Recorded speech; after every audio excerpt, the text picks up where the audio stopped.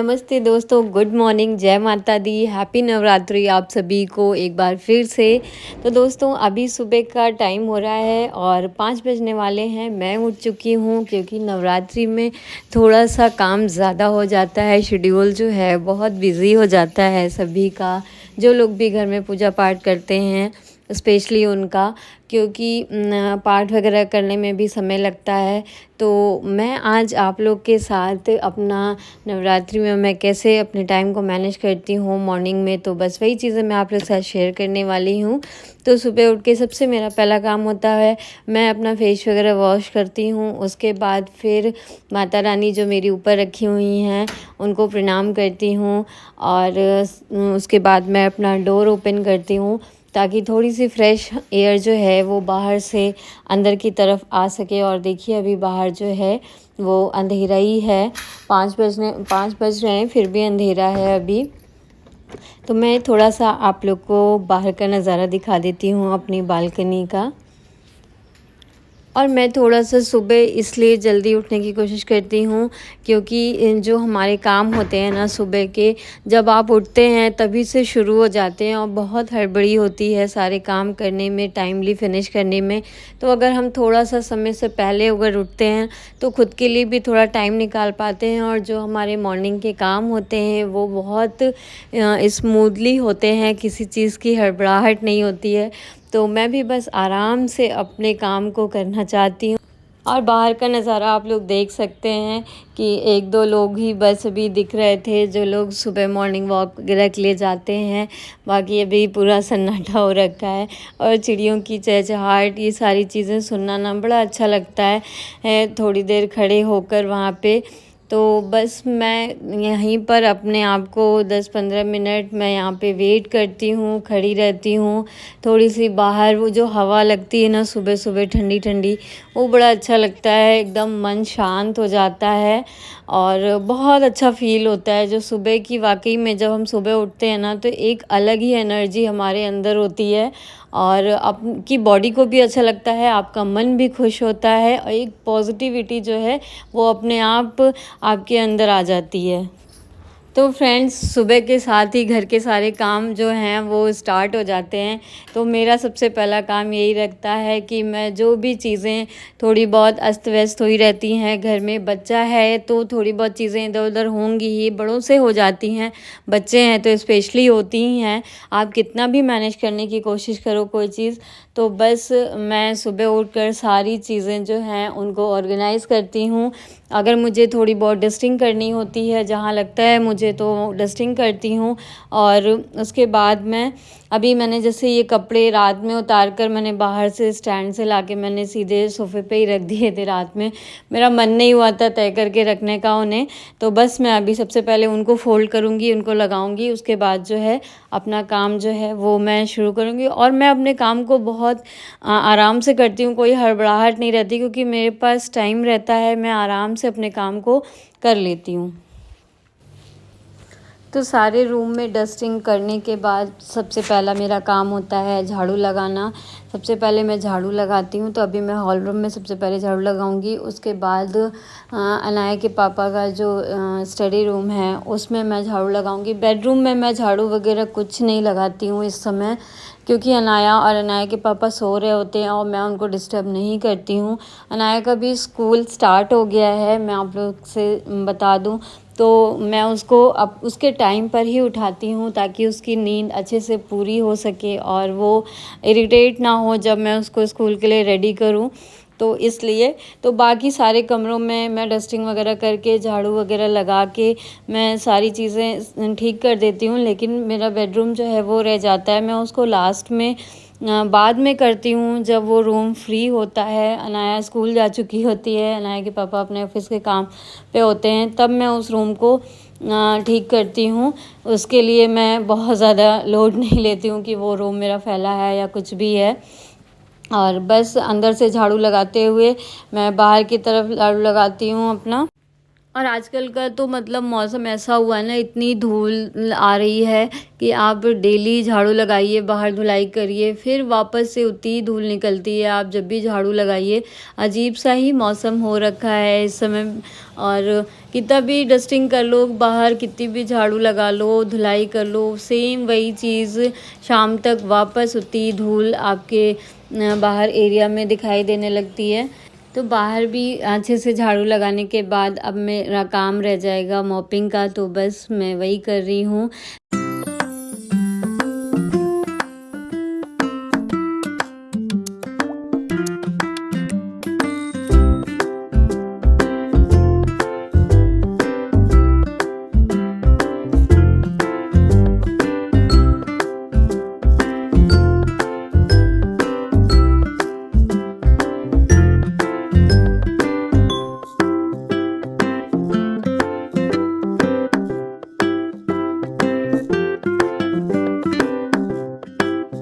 तो अंदर भी अच्छे से मॉपिंग करने के बाद मैं बाहर के एरिया में अच्छे से पोछा लगाती हूँ। और ये इतना ही काम करने में देखिए अच्छा खासा उजाला हो गया है। मतलब मेरे को ये काम करने में 6-15 ऐसे हो ही जाता है। और कभी जल्दी भी हो जाता है, कभी 5-10 मिनट ऊपर नीचे हो जाती हैं चीज़ें। तो बस मैं अपना ये काम जो है वो फटाफट फिनिश करती हूँ जल्दी से जल्दी, और उसके बाद मैं सीधे नहाने जाऊँगी, क्योंकि फिर मेरा टाइम हो जाएगा। अनाया को भी उठाना रहता है, उसको भी रेडी करना होता है, तो थोड़ा सा अभी छोटी है, उसके साथ मुझे लगना पड़ता है। उसको नहलाना, उसको रेडी करना सब मुझे ही करना होता है, उसको खिलाना पिलाना। तो उसके लिए मुझे कम से कम 1 घंटा चाहिए होता है, 40 मिनट की मैं उसको दूँ। तो इसलिए बस मैं अपने काम को जितनी जल्दी मैं फ़िनिश कर पाऊँ उतनी जल्दी मैं फ़िनिश करती हूँ। और अभी देखिए 6:30 हो गए हैं और मैं नहा कर आ चुकी हूँ। और घर जो है ना वो जब बिल्कुल ऑर्गेनाइज्ड होता है और सारे काम जो हैं आपके टाइमली कंप्लीट हो जाते हैं ना, तो वो इतना सुकून मिलता है, एक सेटिस्फेक्शन मिलता है। तो मैं भी सारे अपने काम फिनिश करके बड़ा अच्छा लग रहा था, और फिर मैं नहा कर आई। तो आज ना मुझे अपने हेयर भी वॉश करने थे, तो उसमें भी थोड़ा सा टाइम एक्स्ट्रा लग जाता है नहाने में भी। और अब मेरे पास टाइम बिल्कुल नहीं है, तो मैं सबसे पहले नीचे जाऊंगी। किचन में अपना काम जो है वो मुझे फ़िनिश करना है, क्योंकि अनाया का लंच बना रहता है, तो मैं आराम से पूजा भी कर लेती हूँ।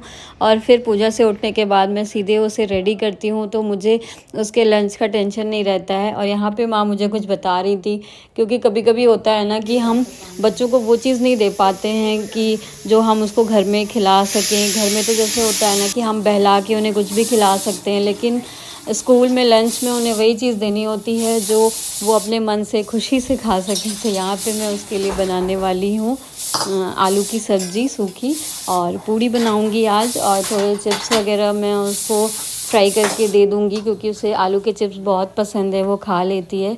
तो मैं यहाँ पे अपना किचन का काम पहले फ़िनिश करूँगी, और उसके साथ साथ मैं अनाया के लिए दाल चावल भी बनाती हूँ, क्योंकि कभी कभी वो ज़िद करती है कि मुझे चावल खाना है। तो मैं उसको कोशिश करती हूँ कि वो अच्छे से कुछ खा पी कर जाए, क्योंकि कभी कभी होता है अभी छोटी है तो लंच कभी उसका मन करता है वो करती है, कभी नहीं करती। तो मुझे लगता है कि 12 बजे तक वो भूखी रहेगी, इसलिए अगर उसे भूख लगी होती है तो वो चावल वगैरह कभी मांगती है ना, तो मैं उसे दाल चावल भी खिला देती हूँ, जो उसकी मर्ज़ी में आता है। कभी पूड़ी सब्ज़ी खाने का मन होता है, या जो उसके लंच के लिए बनाया होता है वो खाती है, नहीं तो दाल चावल मैं खिला देती हूँ, क्योंकि उसे बहुत पसंद है और वो अच्छे से खा लेती है। तो मैं उसके लिए दाल चावल भी ज़रूर बना लेती हूँ। और मेरे को भी इजी हो जाता है, क्योंकि बाद में मुझे सिर्फ सब्ज़ी वगैरह बनानी रह जाती है पापा के लिए, और अनाया के पापा के लिए। मेरा और माँ का दोनों लोग का अभी व्रत ही चल रहा है, तो थोड़ा सा मुझे भी टाइम मिल जाता है। पूजा करने के बाद जब अनाया स्कूल जाती है, उसको मैं छोड़ कर आती हूँ, फिर मेरे पास थोड़ा सा टाइम रहता है। तो किचन का काम ख़त्म करने के बाद मैं आ जाऊंगी अपने मंदिर में। तो मैंने जो अपना मंडप भी सजा रखा है, वहाँ पे लाइट वगैरह जब मैं जलाती हूँ ना, तो जितनी बार भी जलाती हूँ मुझे बड़ा अच्छा लगता है, और एक अलग ही पॉजिटिविटी रहती है ना। ये 9 दिन बिल्कुल आप कितना भी काम करिए, कोई थकान नहीं, कुछ नहीं, और बिना खाए पिए हम लोग रहते हैं। अनाज की शक्ति तो बहुत अलग होती है, लेकिन फिर भी 9 दिन हम लोग बिना अनाज के रहते हैं, लेकिन वो एनर्जी पता नहीं कहाँ से आती है।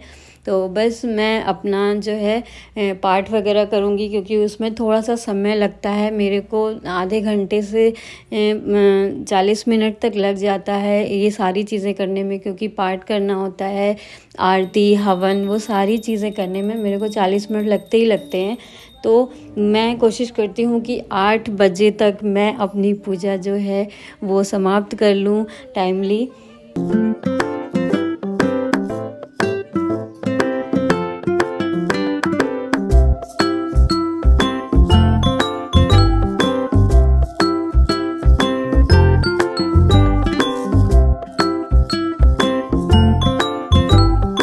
और पूजा फिनिश करने के बाद मैं सीधे ऊपर आती हूँ, अनाया को उठाती हूँ। कभी कभी अनाया के पापा उसको उठा के ब्रश वगैरह करा चुके होते हैं जब मैं आती हूँ, लेकिन कभी वो दोनों लोग ही सो रहे होते हैं, इसलिए मैं टाइमली आती हूँ ऊपर। और तो आज अनाया के पापा ने उठा दिया था अनाया को, और उन्होंने ही उसे नहला दिया, तो मुझे थोड़ी सी हेल्प हो जाती है अगर वो इतना भी कर देते हैं तो। और अनाया 1-2 दिन जब स्कूल गई ना तो थोड़ा सा वो परेशान हुई थी, बट अब वो बहुत इन्जॉय करती है, उसे बहुत अच्छा लगता है। और अभी इनकी ड्रेस नहीं मिली है तो अभी वो कलर ड्रेस में ही जाती है स्कूल। आ जाओ कम। उसके बाद मैं अनाया को नीचे लाकर उसको ब्रेकफास्ट वगैरह कराती हूँ। अगर उसे कुछ जो खाने का मन होता है, फ्रूट्स वगैरह वो देती हूँ। अगर उसे चावल दाल खाना होता है वो खिलाती हूँ, या जो भी बना होता है जो उसकी मर्ज़ी होती है मैं उसे खिलाती हूँ। और यहाँ पे मैं उसका पैक कर रही हूँ लंच बॉक्स। तो मैंने जैसा बताया था कि मैंने उसके लिए पूड़ी आलू की सब्ज़ी बनाया है, और थोड़े से चिप्स मैंने फ्राई कर दिए हैं।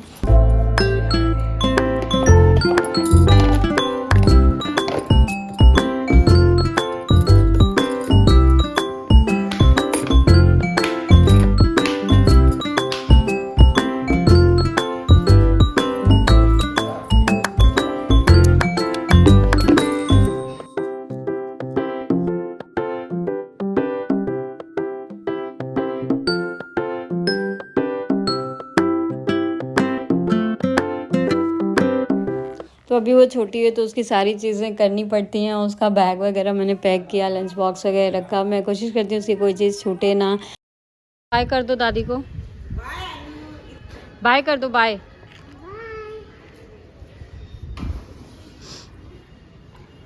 तो अभी बस हम जा रहे हैं अनाया को स्कूल छोड़ने, और वहाँ से आने के बाद फिर मुझे थोड़ी सी फुर्सत होती है। तो अभी बहुत तेज़ प्यास लगी हुई थी मुझे, क्योंकि पानी पीने की भी फुर्सत नहीं मिली थी मुझे।